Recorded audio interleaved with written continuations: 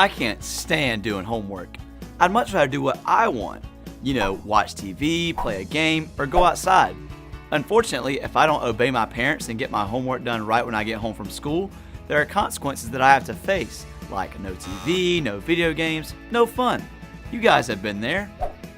Obeying isn't always easy, but it's what God wants from us. Joseph obeyed God when he forgave his brothers and gave them food for their families.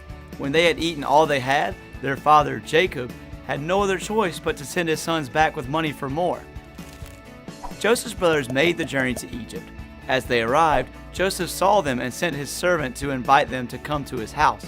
Luckily, Joseph was happy that they had returned and wanted them not only to have a big meal, but to have their feet washed and their donkeys fed. What a guy.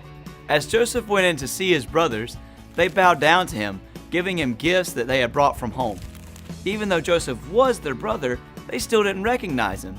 He looked different in all of his fancy and royal clothes. Joseph wanted to know more about their family, and he began to ask them questions. As he began to talk, Joseph noticed his brother Benjamin. He loved Benjamin so much that he started to cry and ran out of the room. After he pulled himself together, Joseph came back to see his brothers. He gave them more food and sent them on their way. When they were not far down the road, he sent his servant to bring them back. Joseph had planned a way that he could test his brothers, but he knew it was the wrong thing to do. He couldn't stand it anymore. He started to cry, saying, "It's me, your brother Joseph, the one you sold into slavery. Don't be upset. God sent me ahead of you to save many lives." Joseph's brothers were really afraid at first, but Joseph reassured them of his forgiveness.